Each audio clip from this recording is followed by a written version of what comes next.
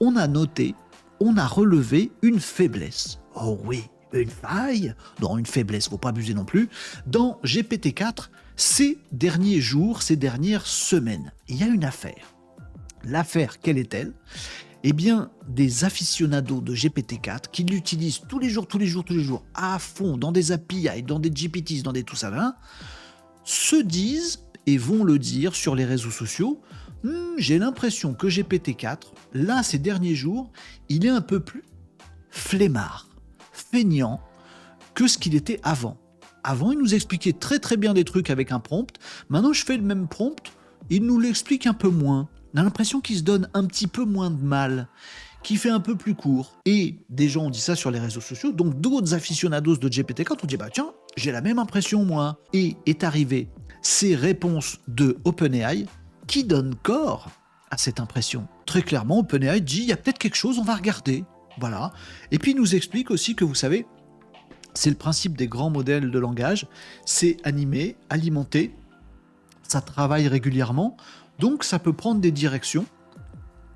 Voilà, en fonction des données qu'on lui donne, en fonction de son entraînement, en fonction de ce qu'on lui demande aussi régulièrement, en fonction de tellement de critères qu'il serait impossible de savoir quels critères jouent plus sur l'un que sur l'autre, en fonction de tout ça, oui, l'IA générative, elle peut devenir de plus en plus rigolote, de plus en plus sérieuse, de plus en plus feignasse. C'est possible, nous dit OpenAI. Ah, ça veut dire qu'il y a un vrai truc. Et si des chercheurs d'OpenAI se posent sur la question, ça veut dire que cette faiblesse, elle est peut-être pas irréelle, et elle est peut-être tout à fait juste. Bon, ils sont en train de chercher, on va attendre patiemment la réponse.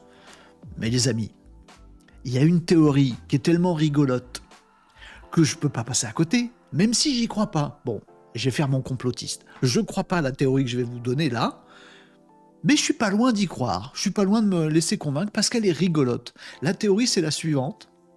Certains ont avancé le fait que nous sommes en décembre. C'est pas une théorie, ça c'est le mois de l'année.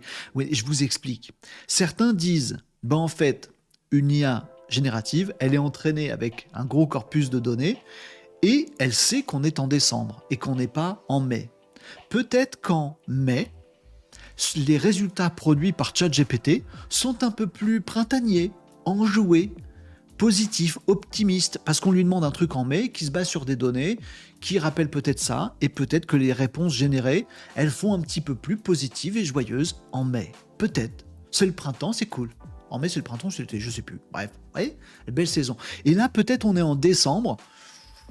Du coup, les prompts sont plus courts, les réponses sont plus courtes. On est un peu en roue libre en attendant Noël et les cadeaux et le sapin. On est un peu fatigué par la fin de l'année. Dans les pays, nos pays occidentaux, c'est l'hiver. Ça meule, on a froid, voilà, on met des gros manteaux, on reste un peu coincé sous la couette. Du coup, on est un peu plus feignasse. C'est peut-être nos données, c'est peut-être nous, c'est peut-être notre alimentation qui est un peu feignasse en décembre et qui fait que ChatGPT serait aussi un petit peu feignant en décembre. C'est une théorie, elle m'amuse. Elle m'amuse parce qu'elle donne un petit côté humain à ChatGPT. Ouais. En décembre, il a un peu la flemme. En mai, il est plutôt enjoué. J'aime bien ce côté-là. Et en même temps, ça nous dit qu'en fait, l'IA, l'intelligence artificielle générative, ça ne fait ni plus ni moins que ce que nous donnons, nous, pour alimenter l'IA. Vous voyez ? On lui donne des trucs un peu plus flemmards, ça fait du flemmard.